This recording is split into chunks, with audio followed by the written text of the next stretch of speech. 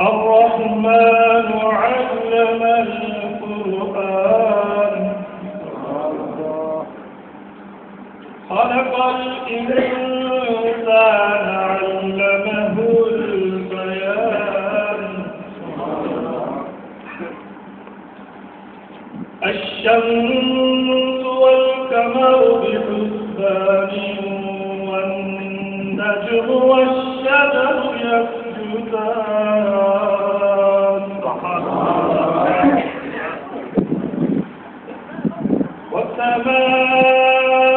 والسماء رفعها ووضع الميزان ألا تطغوا في الميزان وأقيموا الوزن بالقسط ولا تخسروا الميزان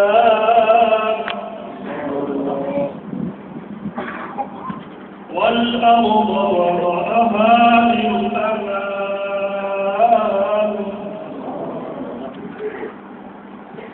فيها فاكهة والنخل ذات الأكمام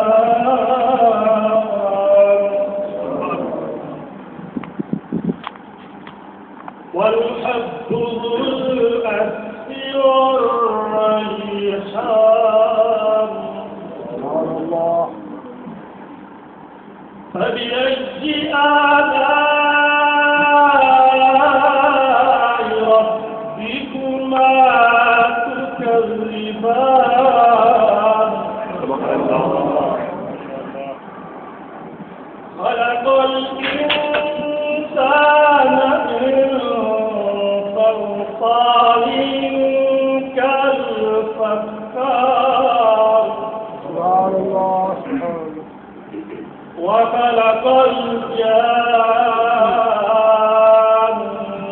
من مارج من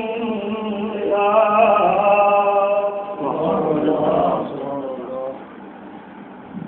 فبأي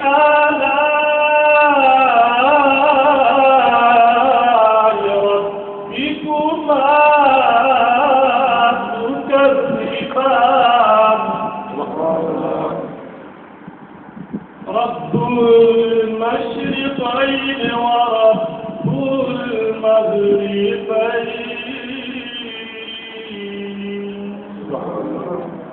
فبأي آلاء ربكما تكذبان صدق الله مولانا العظيم.